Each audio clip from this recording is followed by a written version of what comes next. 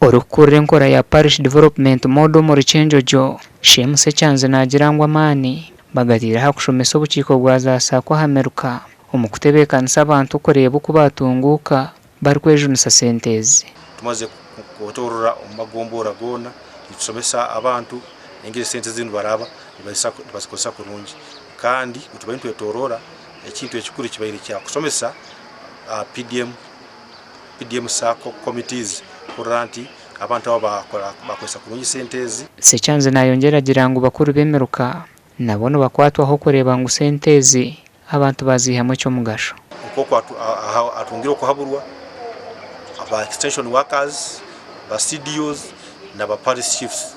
Ekyo kyebye kintu kikuru niko omuntu agende mu enterprise ekugoba jakusobora agiteke mu sente.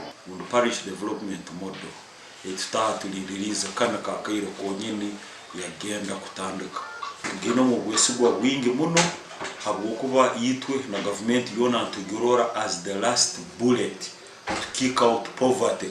Omuhwezi wa RDC ahabwa district ya Kyenjojo arani bamuha ahantu hayihiro kurabura abo bona batirweho kurebuza enkora ya parish development model okwihara obushomankuzi nti abo bona abakozi abali hansi ya program rund strategy yaito ya PDM tibaina kukwataho ekintu kyona ekikwatagana hasente ezitakolereirwe.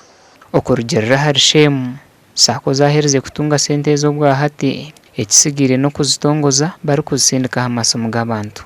Gasha kwa Daniel Bingana.